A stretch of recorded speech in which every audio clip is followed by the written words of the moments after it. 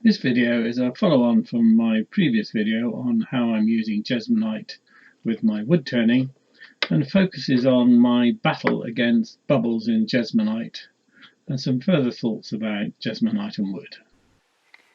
Phase 2 of my war against Jesmonite bubbles. What I've done is the vibrating table motor now has a solid lump of brass which is off center, which gives it a much better shake. So here it is. I'm having to hold the thing on the table to stop it from walking around. It gives much better vibration. The top side of the table now has a little strip of clear double-sided tape, which you probably can't see. You may just be able to make out the definition of it, and I put the mould on that, and that keeps it in one place. I'll turn on the table now.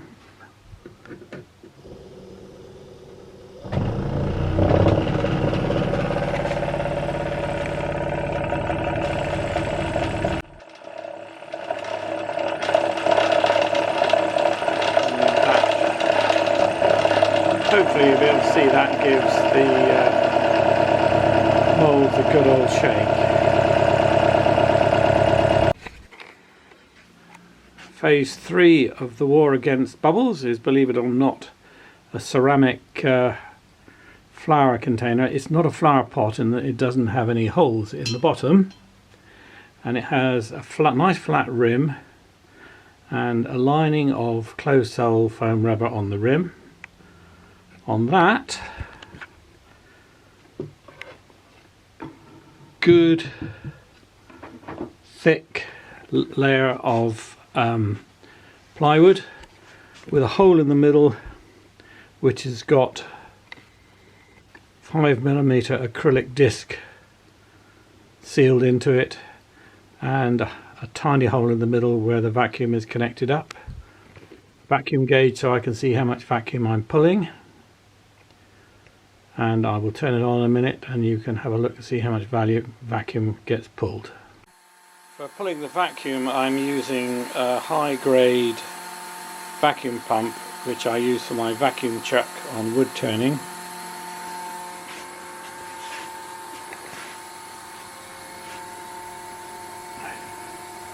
There are taps there so that I can release the vacuum, and here we go.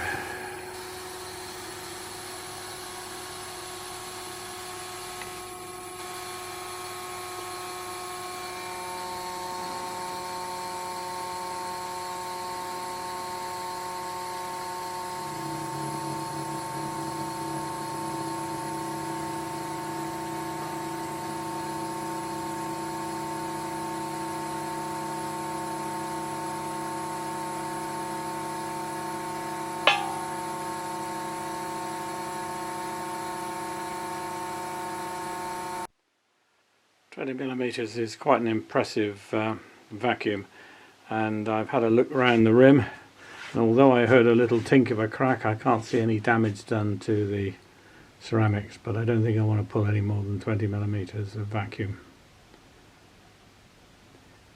Only time will tell if the ceramics can withstand the pressures. The weakest points in the vacuum system seem to be where the screws have gone into the acrylic discs, so I have sealed them off with some silicone sealant, and also put some silicone sealant around the central hole where the vacuum is attached. I can now get minus 22 on the vacuum gauge. And here are some examples of turned work. A little chess piece that was made in a sacrificial wooden mould. Nice little small bowl, bigger ones. Little wooden box with Jesmonite inlay and a further inlay using an ornamental lathe. interesting blue colour and brown colour. All the colour is done with acrylic paint. I've also discovered that adding a few drops of washing up liquid to the Jesmonite mixture helps to reduce viscosity and make it easier for bubbles to get out. And also adding just a few drops of water to make it slightly thinner is another way of reducing the viscosity. I don't think I've fully conquered bubbles, but I'm getting there.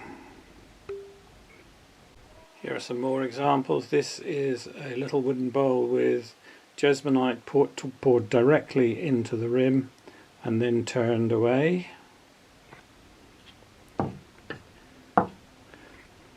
Slightly different colouring with ornamental turning, Furthe inlay, blue on green, and finally again another direct pour into wood and then turned.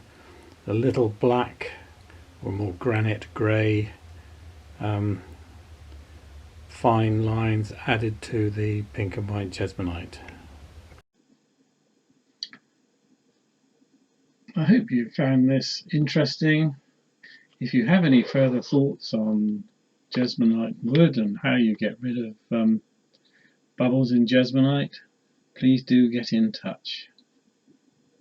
And I suppose I'd better give you the usual thing about please subscribe, but frankly it isn't going to make the world a difference to me. Not enough people watch this video.